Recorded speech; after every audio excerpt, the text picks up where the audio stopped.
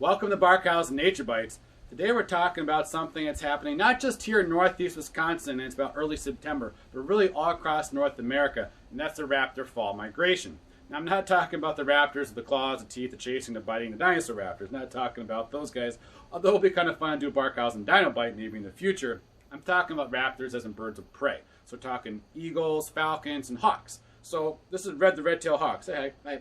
And for right now in the fall, a lot of the raptors will start to migrate south to southern United States, Central America, and South America for the winter.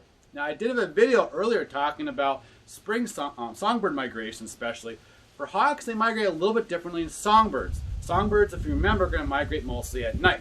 For hawks, they're going to migrate mostly during the daytime. There's a number of reasons why they do this. One, well, they can use landmarks, kind of help them find their way, so like lakes, rivers, mountains, kind of help them navigate. The big thing is the weather. They're going to really take advantage of winds to help them conserve their energy as they migrate. Before they even start migration, they're going to put 10 to 20% of their body weight on as fat. That's their fuel. But they don't want to overuse that. The less flapping they have to do, the more gliding they do, the more they conserve that. That's what they want to go for. So they're going to take advantage during the daytime of updrafts. There's wind going up cliffs and mountains, kind of help them gain some altitude where they're basically gliding those up. Or they're going to take advantage of thermals. Now, thermals are warm pockets of air rising over the Earth's surface. And they're going to start forming kind of in the morning when the sun starts getting up, it starts beating down the Earth's surface, and basically it's kind of warm in areas of the Earth's surface, warm pockets there, and those rise up. Now, this isn't like a uniform thing either. Think about the Earth's surface. You got fields, you got forests, you got marshes, quite a variety of habitats. So you have like pockets of warm air rising all across the landscape. I kind of picture almost like you have like a pot of water in a stove. You don't have like a giant bubble right there appearing, just one big bubble, but a bunch of little ones. That's kind of how the Earth's landscape. They got little bubbles, little thermals all across the Earth's landscape. So for raptors, they're going to take advantage of that. They're going to ride those thermals high up in the sky, hundreds of feet, sometimes thousands of feet. All they got to do is glide and ride them up. They don't have to flap very much at all. So it definitely conserves a lot of energy there. And when they get to the height they like, they're just going to glide down, continue on the destination route, going south. Maybe they'll pick up another thermal, ride that one up. It's almost kind of like they're hopping stones across rivers, kind of hopping thermals to go down south. So it works out pretty good.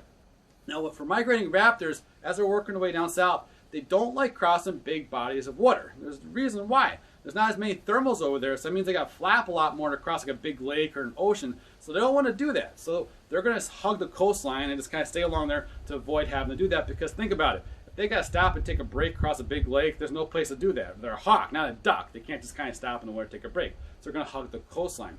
So what that kind of means for us here in the West Shore of Green Bay, West Shore Lake Michigan, really West Shore of any kind of large body of water is, if you get good winds, so west winds, especially northwest winds, well, they'll kind of push all the hawks towards the lake. And it gets close to the lake, doesn't want to cross this. I ain't crossing that big wet thing over there. And it's going to hug the coastline and keep working the way south. So you get large number of raptors flying overhead during those really good wind times. Again, west winds, north wind is the best. West is the best.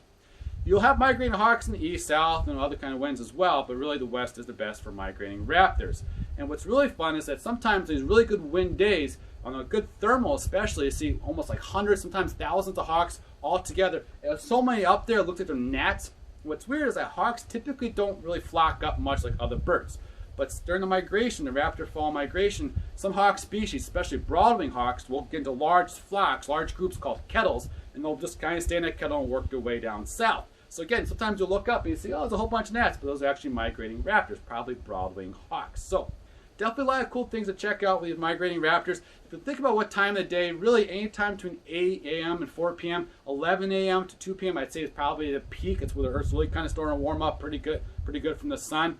If you get time of the year, mid-September to late October. So really, anywhere along the West Shore of Green Bay, West Shore Lake Michigan, Hawk Ridge and Duluth is an excellent place to go hawk watching for sure. But even in the middle of the state, you get a good west wind day. Just kind of look up once in a while. You might see a few hawks passing over. Grab your binoculars or just use your eyes. But look way up there. Put your neck way back. It might get a little awkward, but it's definitely worth it. Thanks for watching Barkhausen Nature Bites.